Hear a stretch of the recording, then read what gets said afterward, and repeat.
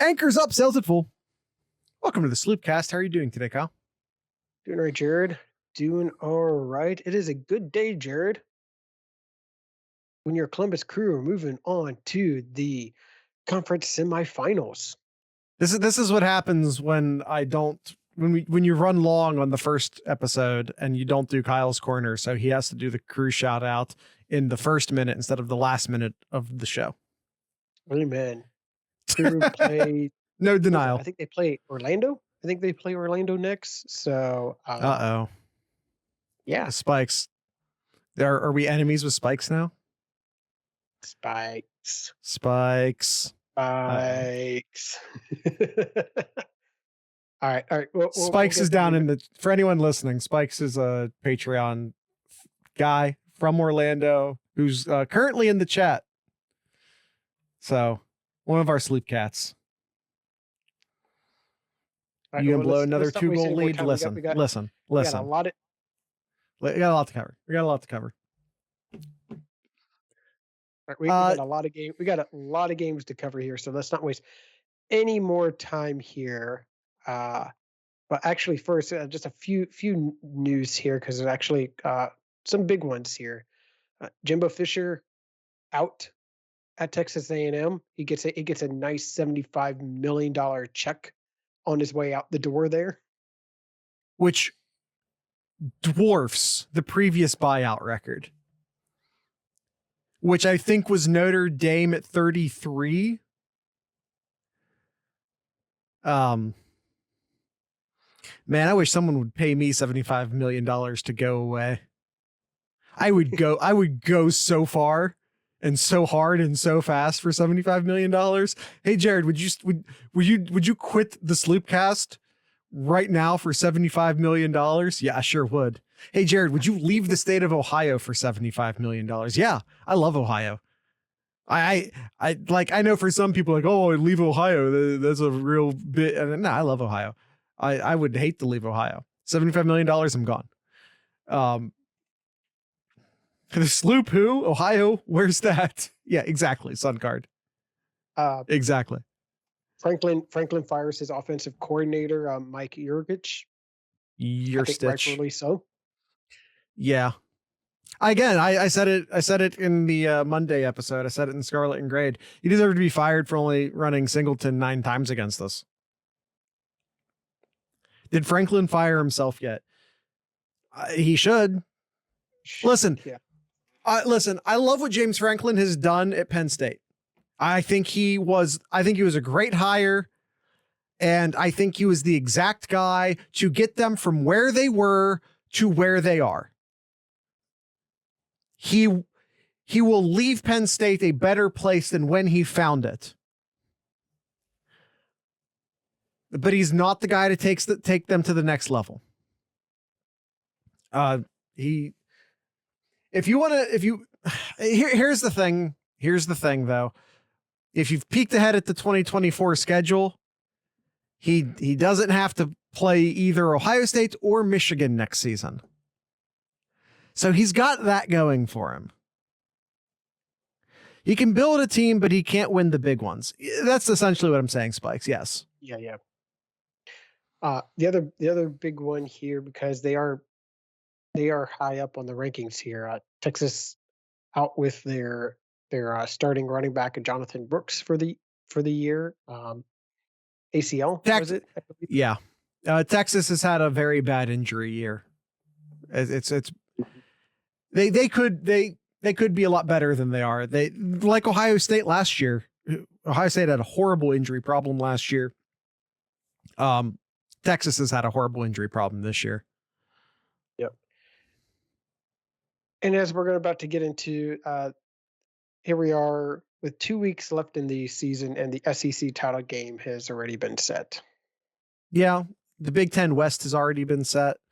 The Big Ten East, to no one's surprise, will be set when Ohio State and Michigan, the clock hits 0. Spike says kind of this year too for us. Yes and no. I feel like last year was a lot worse. I know this year hasn't been great, but last year was I feel like this year, with the exception of like a Emeka Ibuka and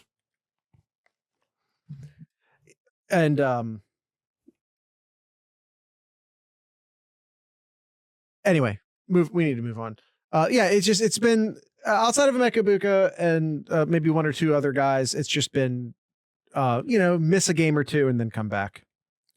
I was really hoping you were going to correct that, Spikes. I wasn't sure what you were trying to say. That was a very unfortunate autocorrect that your phone did. I wasn't sure what you were trying to say there. All right, let's move on here. We'll move on quickly with a lot of these games, a lot of games to cover here. Alabama takes care of business against Kentucky 49-21. No surprise there. Yeah, I mean, Kentucky's a decent team, but they're not a team that's going to hang. That's just who Kentucky is. Mention about Penn State here. Losing to Michigan at home 24-15. Thought Penn State would have had a little bit more offensive power in this game, but as mentioned, Franklin firing his offensive coordinator as a result for that. But yeah, I think they're totally mishandling the teaching and the development of Aller. He's a guy who can throw it downfield, but always runs into trouble whenever he does throw it downfield. And I think part of that's play design. And I think part of it is they only ask him to throw downfield when he absolutely has to, which is, of course, the last time, it's not the exact time you don't want to. And they're outside of their one tackle. Their offensive line is iffy as well, which is obviously, as Ohio State fans know, is not helpful. Yep. Team Chaos takes another soul here. This time it's the Jayhawks of Kansas. Texas Tech defeats them 16-13. Yeah. I don't know. It's Kansas. Like, the fact that they're 7-3 still is a huge accomplishment for them. Congrats to them. They're having a good year. They're not a front runner, but you take steps, right? And they're taking steps. That's all you can do as a program. Yeah, and we got a trio of 20 plus ranked teams barely surviving here. Tulane barely beating Tulsa 24-22. Arizona hangs on to a 3-point victory over Colorado. And then Kansas State takes care of business over Baylor 59-25. Yeah, I wasn't sure what you were saying with the like three teams that barely hung on. I'm like, Kansas State boat race Baylor. What the hell are you talking about? Yeah, I was looking at the next one here about to say, but anything about those three games or Coach Prime down to 4-6 in Colorado land.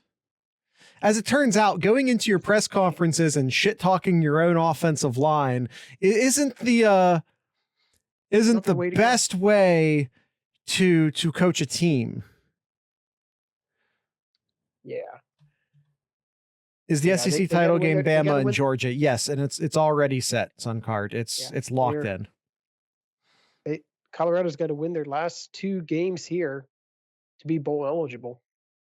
And Dion has already said he doesn't care about going to a bowl because apparently he doesn't value the weeks of practice that affords you. Dude. Practice? Florida State beats Miami by 7. I guess I'll give Miami some credit here. Give Miami credit, or maybe it's Florida State.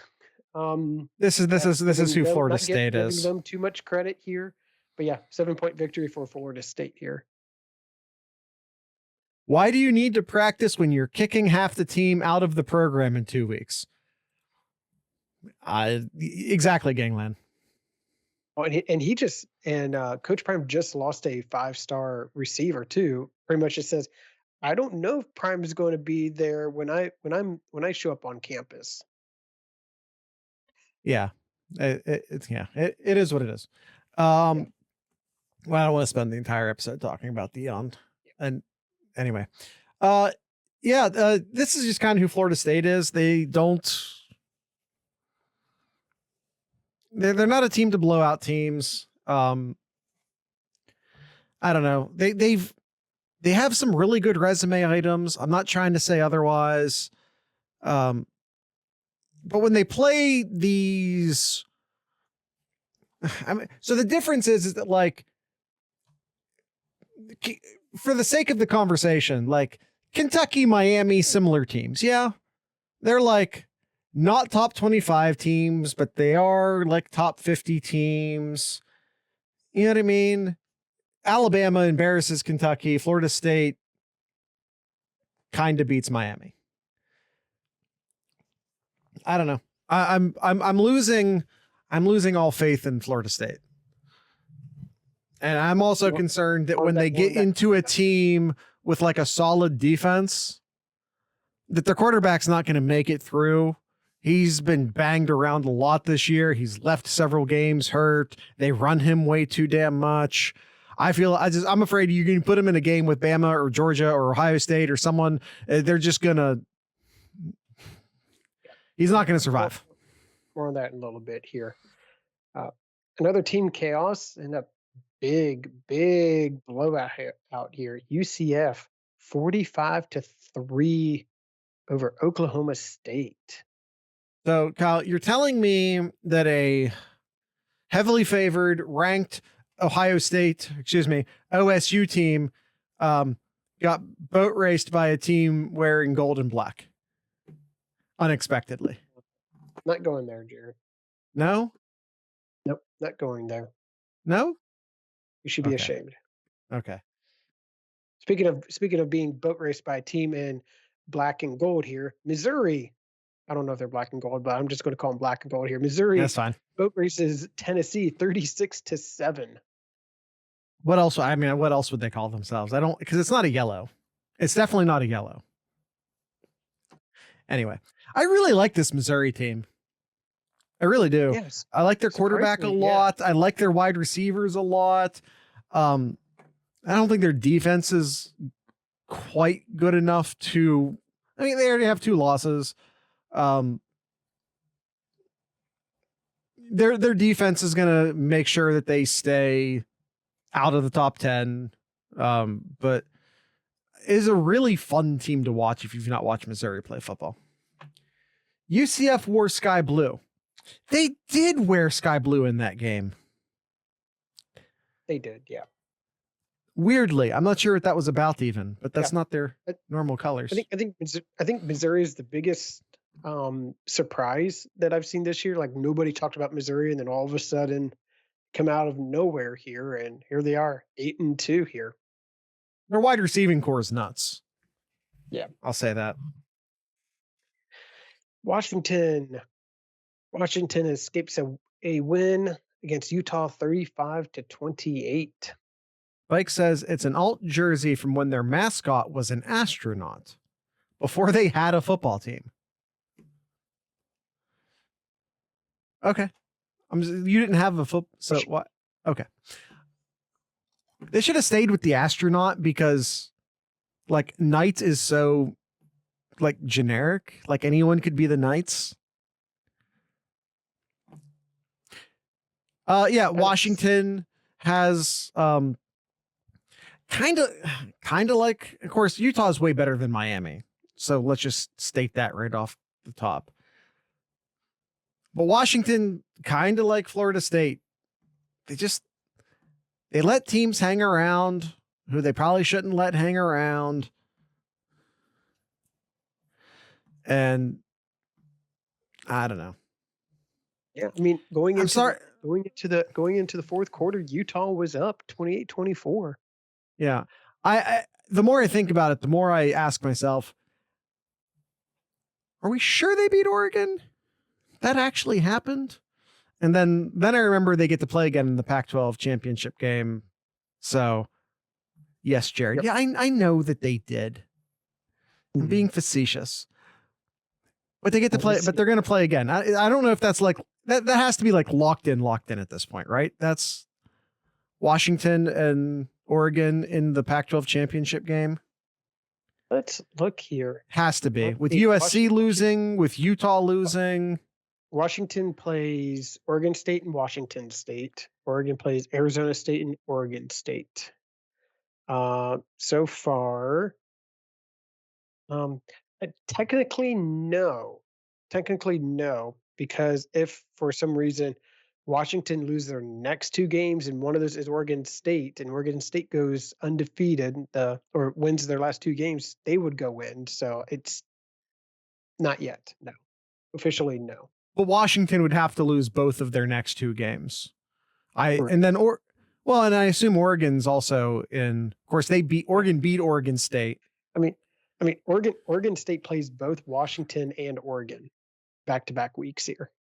Oh, I thought Oregon. No, of course not. They play the last game of the year. Of course they do. Is that no, Washington State's the apple. What's the Oregon State game? What's that one called? Is that good old fashioned hate? Is that what that is? That's one of my favorite. Civil War. They call it Civil War. What you can't be on the West Coast and use the word Civil War. I'm sorry. Yeah. You weren't there. You don't know. All right. Moving on here. Iowa shuts out Rutgers 22-0. Yes, Iowa scored 22 points in this game. Speaking of Oregon State, 62 points. Beats up Stanford 62-17 in that game. Talked about a little bit about Georgia here. They take care of business here. More on Georgia here in a little bit. 52-17. Likewise, Oklahoma defeats West Virginia soundly 59-20. LSU scores some late points late in the fourth quarter, makes it a seemingly more convincing win over Florida, 52-35. And then just to wrap up the last games here, Texas beats TCU 29-26. UNC defeats Duke in double overtime 47-45, and Oregon beats USC 36-27. You just hit fast forward on that? I did. Yep. You're just going to go through the rest of them? Anything about those games you want to talk about? you're just gonna rattle off the rest of the games? I did, yes. Because I know we're going to spend a lot of time in our next segment here. All right. Yeah, let's just move on to the next segment then. Let's get into the tier list. All right, here we go. Tier list. We left the tier list last week with our top four being number 1, Ohio State, number 2, Georgia, number 3, Washington, number 4, Florida State, and our A tier in no particular order being Michigan, Texas, Alabama, Penn State, Oregon, Ole Miss, and Louisville. And we had some teams in the B tier too. I'm not gonna rattle those off. Right. Let's shuffle some teams around here in the S tier, shall we? Let's shuffle some teams. Missouri. Why did I say Missouri? Georgia gets a big win over a top 10 team in incredibly convincing fashion. And they look good. As much as I hate to do this, I think I'm gonna say we shuffle Georgia ahead of Ohio State. Yep, I think so too. That's my first gut instinct here. It's Georgia, then Ohio State, and then Washington. I think Washington stays at third there. They got I think Washington got a nice top 25 victory over Utah. So that's another resume builder for them there. But I think it's time to move. I think it's time to move Michigan up to S tier with their victory over Penn State, and then move Florida State down to A tier. Yes. I was gonna say it before you said it, so you're not gonna get any fight from me on that. So our new S tier is Georgia at 1, Ohio State at 2, Washington at 3, Michigan at 4. Now, Florida State's obviously going to remain in our A tier. That's Yep. Currently in our A tier. Texas, who had a very close game against a very bad TCU.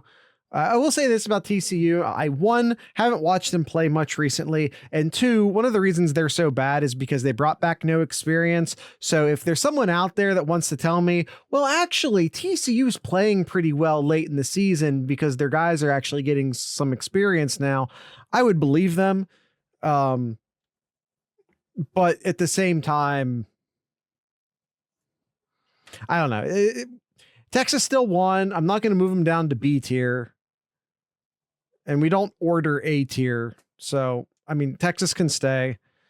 We're not going to drop Texas, Zach. It's not necessary by any means. Not yet. No. They still won. So in the A tier, Alabama, stays where they're at, just an inch behind Texas. Alabama's playing their best football right now, while Texas is not. But you got to give that edge to Texas because of the matchup head to head this season. I agree. Penn State. I want to leave them in A tier. I want to leave them in A tier. I want to leave them in A. All right, present your case. They lost in pretty close competitive fashion against the teams that are 2 and 4 on our list. I'm sorry to play the SEC card here, but they had the best 2 losses in the country. If anybody with 2 losses deserves to be an A tier, it's Penn State. Now, if you want to tell me no one with 2 losses deserves to be an A tier, then we can have that conversation. All right. So then here's the next case then. What's their best wins? Okay, that's a good question. You tell me. I mean quality losses, yes, but this isn't the, was it last year? Was it? Yeah, last year when Texas lost, but yet they moved up in the rankings. This isn't that here. Penn State, their best victory, I guess Iowa. Yeah, they shut out Iowa 31-0. Okay. Then West Virginia. Maybe West Virginia. Who just got boat raced by Oklahoma. Mm-hmm. But West Virginia, by the way, not a bad team. No, better than expected. Yeah, when they beat West Virginia, none of us really thought anything of it. And it turns out West Virginia, again, not a top 25 team, but like a top 50 team. Yeah. I guess it's fine keeping Penn State at A. They're just in the very last part of A tier. Would be me here, because Ole Miss with their 3rd loss now. Is it second? Is this their 2nd loss? But they got blown out. Raced. Yeah, isn't it both games. Didn't both of their losses come in just boat races though? I don't feel like their loss to Bama was that bad. Was it? No, it was 14 points. Yeah, it was 14 points. So I'm fine moving Ole Miss down, not necessarily because they lost to Georgia, but because they were non-competitive in the game against Georgia. That's the big key for me. All right, and then Oregon, Louisville. Yep, stays right there. I'm also fine. Like we kind of, I just don't see who I can put into the A tier here.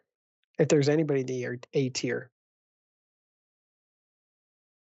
Georgia doesn't play an FCS powerhouse next week, but it is Tennessee. Yeah, but their big rivalry at the end of the year is the Gamecocks. So, right, or excuse me, it's Georgia Tech. It's Georgia Tech. So some other teams here. I'm just going to throw out here.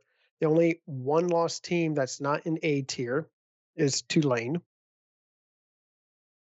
I don't feel comfortable moving them up when their best victory is Tulsa this weekend, or Memphis, Yeah. or maybe it's their 17-point loss to Ole Miss. Maybe. Yeah. Yeah. And I mean, the 2-loss teams here, we don't have any 2-loss teams in the A tier. Oregon State, Missouri. Well, actually, Penn State we have up in A tier. right. Ole Miss, Oklahoma. And North Carolina are the last 2-loss teams. I'm so not far moving. I'm not moving North Carolina up into B tier. I'm not doing that. We could talk about moving Arizona up if we wanted, but they're a 3-loss, so that makes that difficult. I'm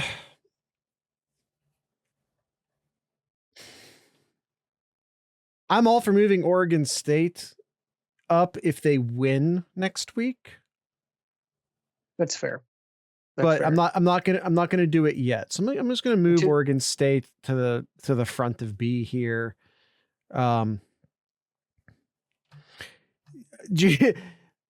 Spike says James Madison simply out of solidarity for their stupid postseason ban. If you don't know, James Madison is not allowed to participate in the postseason this year because when you move subdivisions, which they did, they moved up from the FCS into the FBS. When you move subdivisions, you are not eligible to play in the postseason for 2 years, which makes a lot of sense if you're moving down. Why on earth that rule exists when you're moving up? Like if some, well, no, but it is if, and only that way. Right. Sorry, Eastern Michigan. I don't know why you're the one that popped into my head. But if Eastern Michigan said, screw this, we're going to the FCS, they're not allowed to participate in the FCS playoffs for 2 years. And that makes a lot of sense. They have 30 more scholarship players than everybody else. Mm-hmm. Yeah. That makes a lot of sense. They should, but in the opposite direction, it makes no sense. Yeah. It only makes sense if you're UConn. Yep. Those teams that's in there in the B tier, we have here Oregon State, Missouri, Oklahoma, JMU, Liberty, Tulane, Oklahoma State, Ole Miss. Fine with B tier. Kansas goes down to C tier. Okay. Goes down to C tier with their 3rd loss. Yeah. Now, I think one team should move up.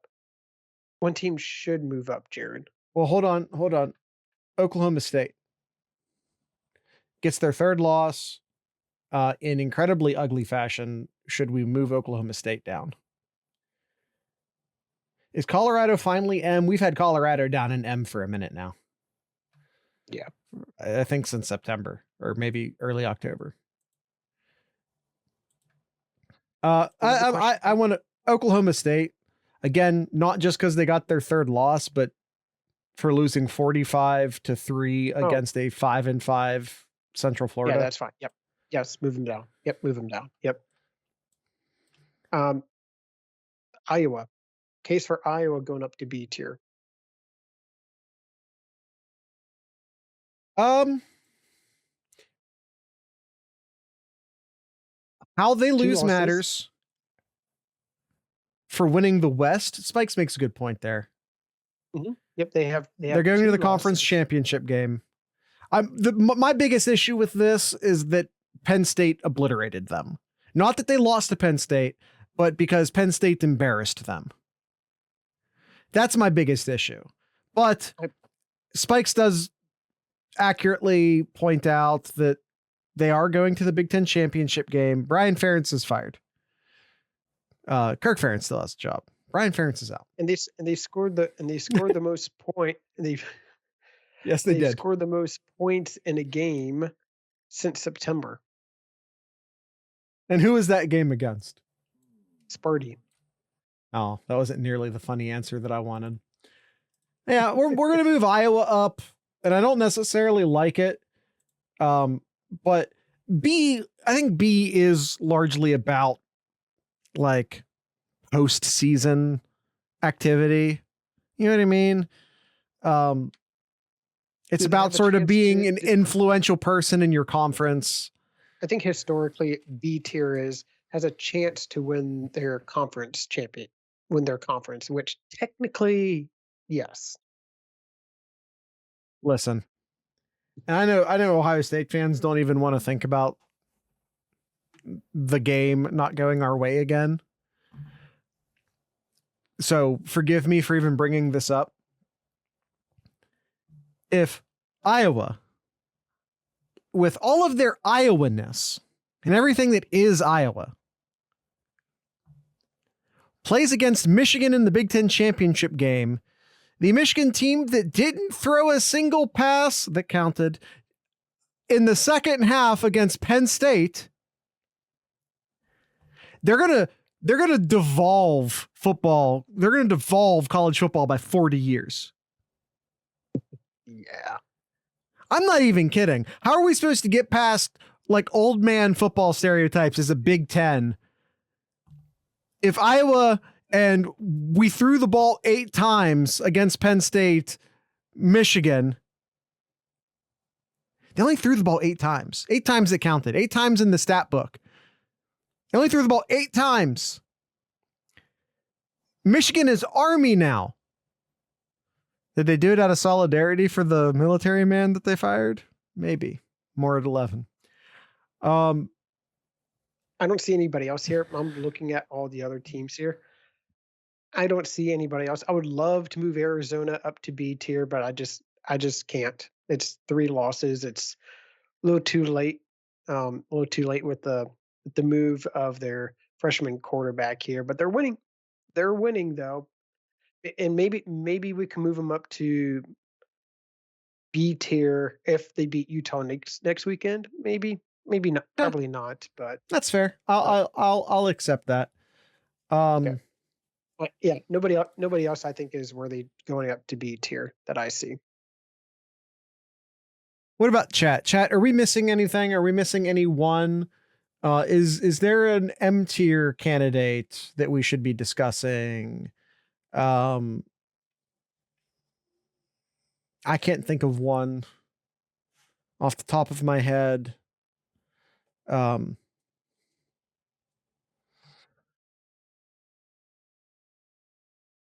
mean, it's a little too harsh to maybe say Tennessee. I don't know how that would work. I think if Bama beats Georgia, they probably send 2 to the playoffs. It's definitely possible, but I won't say it's a certainty. Right now, the playoffs are very crowded. For a 1-loss team to get in, and again, we have 2 weeks of football plus 1. There's a lot of opportunity for a lot of chaos. And we always, this time of year, run through these wild scenarios of if this team wins out, and if that team wins out, and then inevitably those teams don't win out.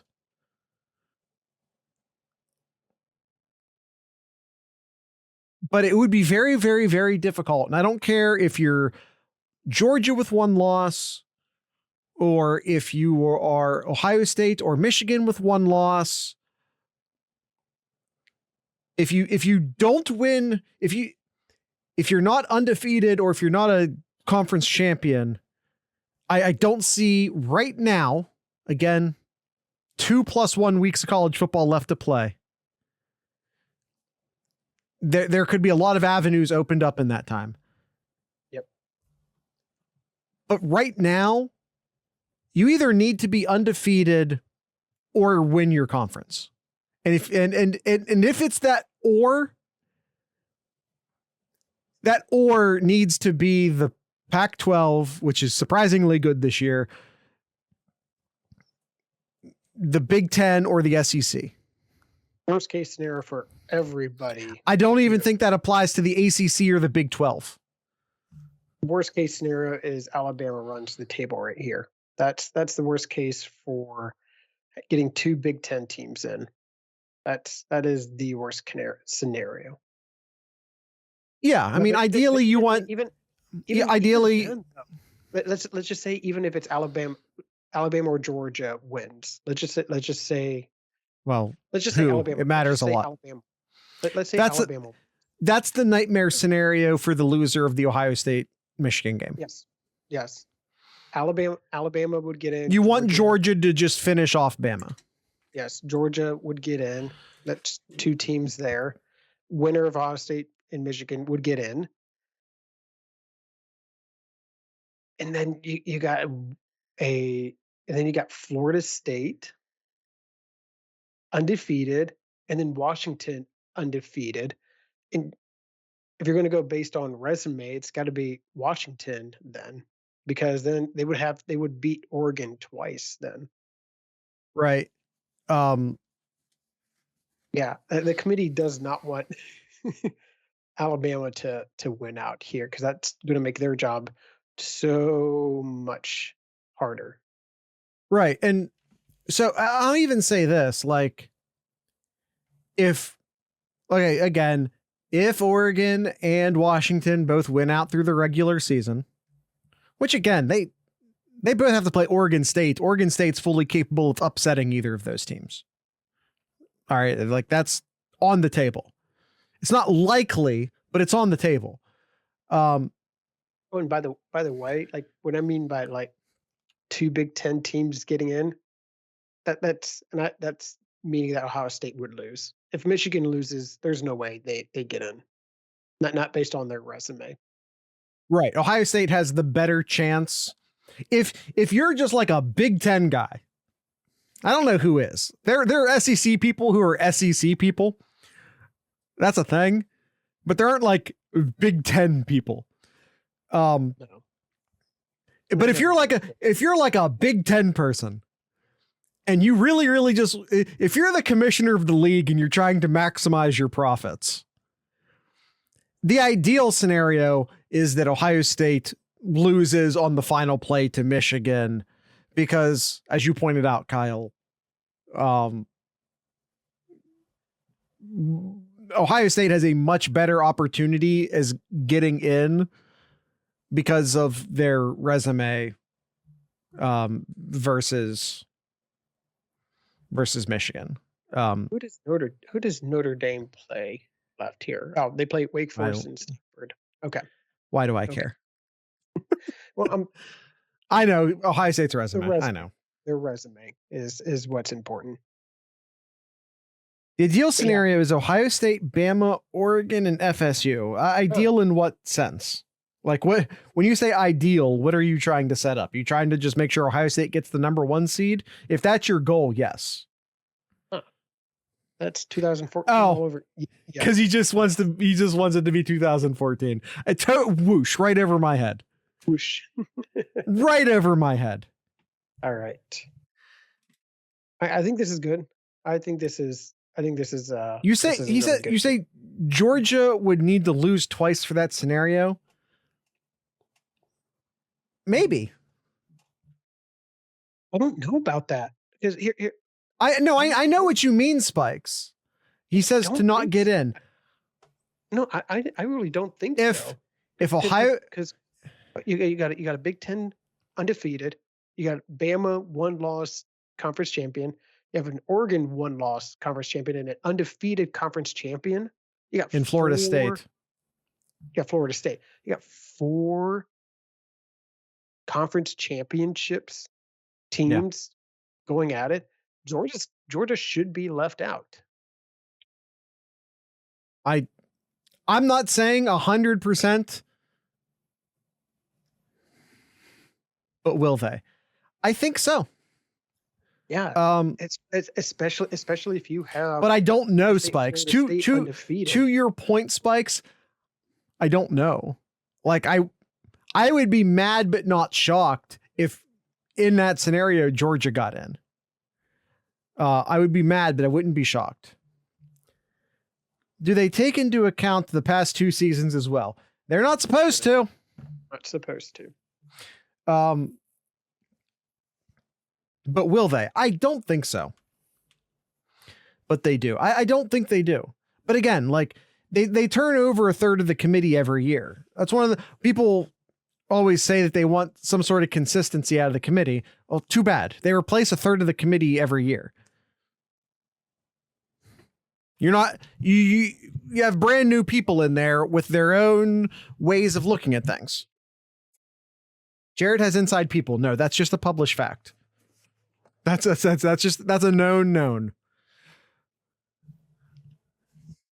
Yeah, looking at, and I know we typically do this for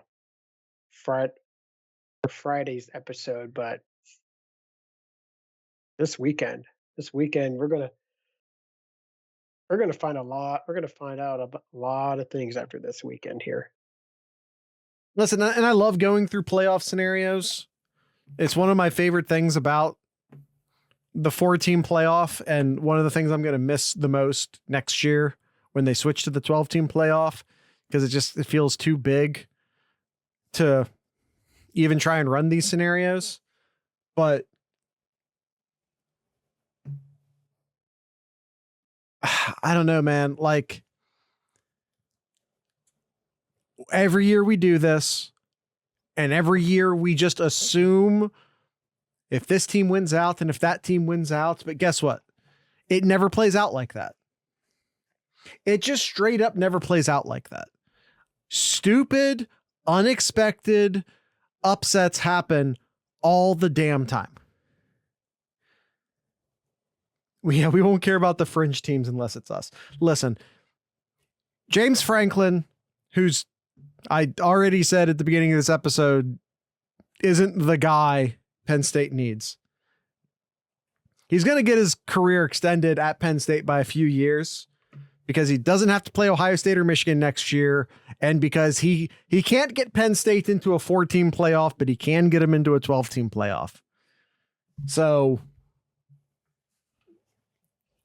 you know, his career is going to get new life only because it's just going to get easier around him. The path is just much easier to the playoff next year on multiple fronts. So yep. Penn State will make the playoffs next year, and it'll save James Franklin's job. But then, like, at a certain point, it becomes, okay, now win a playoff game. Yeah. That, you know, it just becomes that instead of making the playoffs. Anything else? Any other movements you want to have here? So right now we have Georgia, Ohio State, Washington, Michigan in that order for our top 4 teams. And then in the A tier, kind of lingering on, is Florida State, Texas, Alabama, Oregon, and Louisville, and Penn State at the end there. Yep. And we kind of have 3 mini tiers inside of A, if you can't tell by the way I spaced them. Yeah, it's starting to get a little slim. I got really tempted to talk about what if this was a 12-team playoff, but we don't have time. I really wanted to, though. I thought it would be fun, but we don't have time, unfortunately. So yeah, I think we're gonna end it here. We're gonna go. I'm gonna ask everyone to come join our Discord server, discord.thesloopcast.com. I'm gonna ask you to help us out. If you've been listening to us all year, and I know the holiday season's coming, and I know a lot of people are asking money. I get that. But if you've listened to us all year and you've done so for free, consider. Even if you're like Jared, I don't care about getting access to early episodes. You know, sometimes several hours early. The previous day, instead of getting it like Monday morning, you might get it Sunday night. I don't care about getting early access to episodes. I don't care about avoiding all of those Spreaker ads that run before and after and in the middle of the show. I don't care about the Discord server. I'm not a Discord. I'm not someone who's going to join a Discord server, and I don't care about any of the benefits. So as much as you try and sell us on the Patreon from that, Jared, I don't really care. We do have a casino in the Discord server. This is true, Spikes. Maybe just do it because you listened all year and because Kyle and I devote a lot of time to this. We love it. I would say we would do it for free. Well, we have done it for free. And even the money that we do make off of it does not even come close to justifying the time we put into it. I could take the hours I put into this and take it to an Amazon warehouse and make substantially more money. We just do this because we like it, but you know, we'd like to maybe upgrade equipment and we'd like to, you know, do stuff like that to make the show as good as we can make it and to justify the time we put into it. And maybe $3 a month, which you don't have to do. I know, Jared, another monthly subscription. You can just do $32. And that's for the entire year. And then you can cancel it next year. And then you can just say, you know, Jared, I did it. I did it. I did the $32 and then I'm good after that. And you know what? I'm going to say thank you. I don't expect everyone to stay around forever. I'm just going to say thank you. So if we've provided that entertainment to you during this entire football season, $32 to pay for the entire year up front. And like I said, you do get to skip all those Spreaker ads by listening through Patreon instead of Spreaker. And it's super easy to set up and all that. Kyle, do you have anything in Kyle's Corner? We'll talk about CJ Stroud here. Hold on real quick. No, Zach, you cannot find out my address in the Discord server. That is not a thing you can find in the Discord server. Sorry, Kyle, go ahead. CJ Stroud having himself another come from behind victory here. Back-to-back weeks where he leads a team under 2 minutes to win the game here. 356 yards in this game here. He does have a pick in this one, but he does add 2 touchdowns, one on the ground, one in the air. In the past 2 weeks here, Jared, he's thrown for 826 yards and 6 touchdowns. Well, seven total touchdowns in the past 2 games here. Yeah, as you said, Stroud is him. Is he running? Yards. He's in the running for the MVP, right? I don't know. Good question. Good question. Yeah, I don't know the leaders and all that of who's doing well and all that. But offensive rookie of the year seems to be his. I'll say yes. that. Bryce Young does not look as good, but he's still he's a rookie. Let's not bury him. According to what I quickly put up here, CJ Stroud is currently 7th in passing yards. Yeah, but he has momentum. He does have momentum, yeah. Yeah. CJ Stroud should have won a Heisman. Actually has more than that because this isn't updated to today's stats, but either way. He was 7th going into this weekend. Gangland is telling me not to sugarcoat my analysis of Bryce Young. He's a rookie, man. What Stroud is doing is exceptional, but I'm not going to bury Bryce Young because he's not exceptional as a rookie. Not everyone figures it out right away.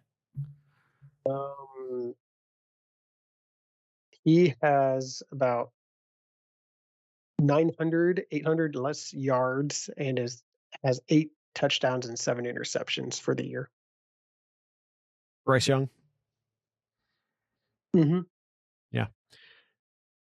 Again, it's also a worse team for what it's worth.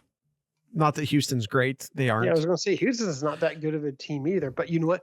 Noah Brown is having a good year so far. and I say this with all love and respect to Noah Brown. How's he still in the NFL? Because of games like this, he finds ways to make an impact here. He had 7 receptions, 172 yards.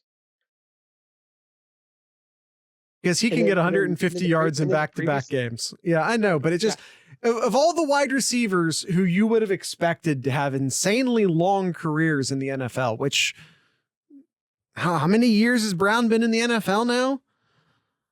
See, he was picked in 2017. That's a long time. You are a dude if you last in the NFL for longer than 3 or 4 years.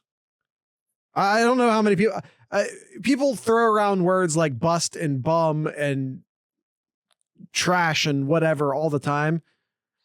Most people who even get into an NFL training camp don't make it in the league past 3 years.